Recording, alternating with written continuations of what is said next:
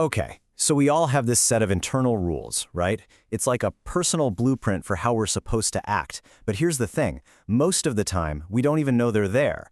Well, today, we're going to find those blueprints, we're going to understand them, and most importantly, we're going to learn how you can become the architect of your own inner world.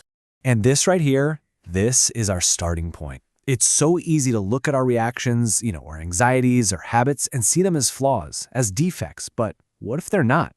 What if they're actually these clever, really intricate blueprints that were drawn up a long, long time ago for one very specific reason: to keep you safe? So I want you to imagine this room for a second. It's a space inside you, and it's just filled with all these rules you never consciously agreed to, but you follow them every single day. This is that inner home we're about to explore together. So, does this sound familiar? You find yourself just shutting down?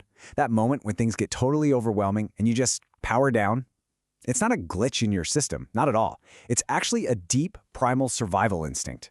It's our body's oldest trick in the book for safety. Just play dead until the danger passes. Or maybe you go the complete opposite direction.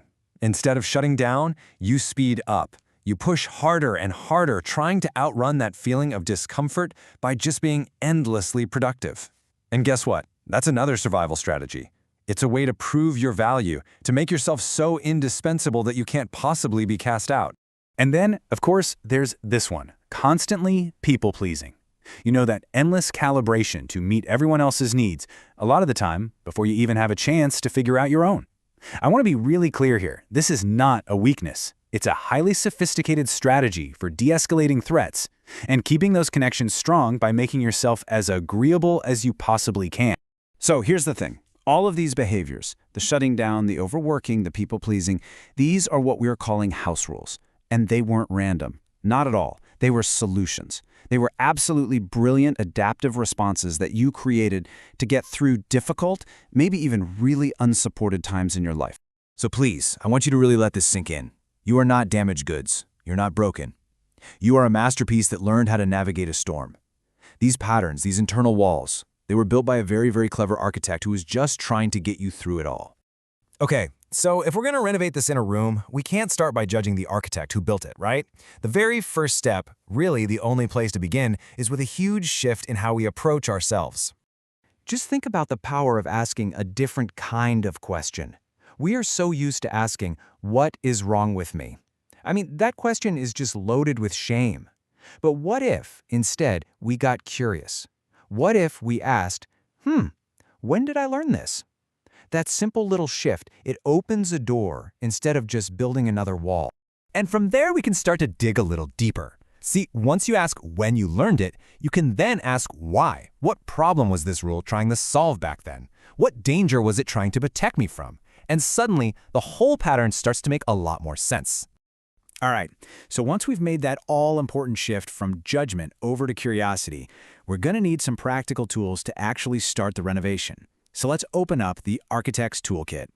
We've got 3 simple, really memorable tools to work with here. Number 1, the compass. 2, the walkie-talkie. And 3, the paintbrush. Okay, so first up is the compass. Its one and only job is to help you notice when an old house rule has been activated.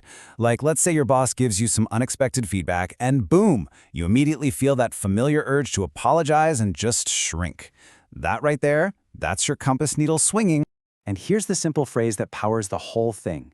In that moment with your boss, you don't have to fight the feeling or judge it. You just notice it, and you say to yourself, this feels familiar.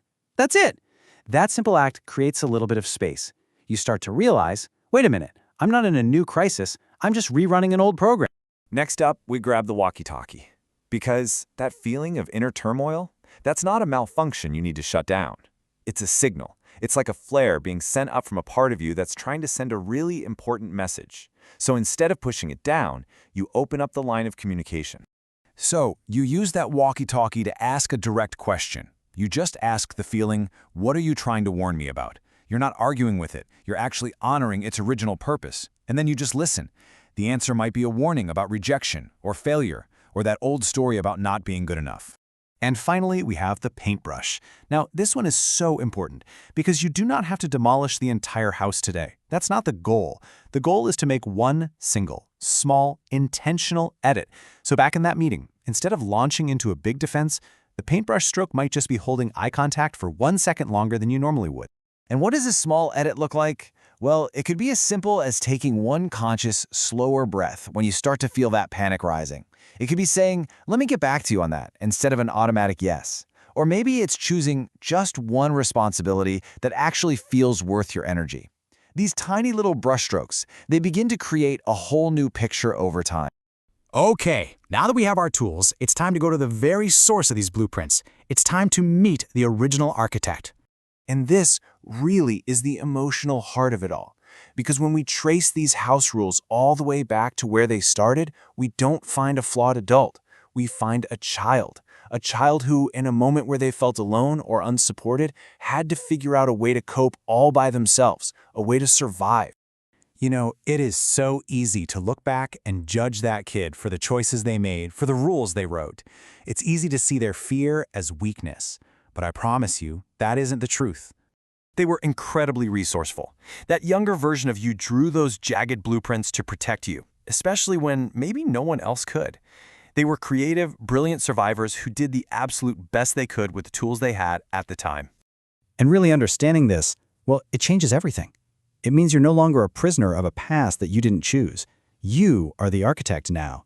And you're equipped with compassion, curiosity, and brand new tools to start drawing your own future. So as you begin this work of redrawing your own inner room, just remember this: it's not always going to be easy. Choosing a new way to respond, that carries weight. It takes real effort and intention. But that weight, that's a sign that it matters. It means you are choosing your own stars to follow. And that, right there, is a journey absolutely worth taking.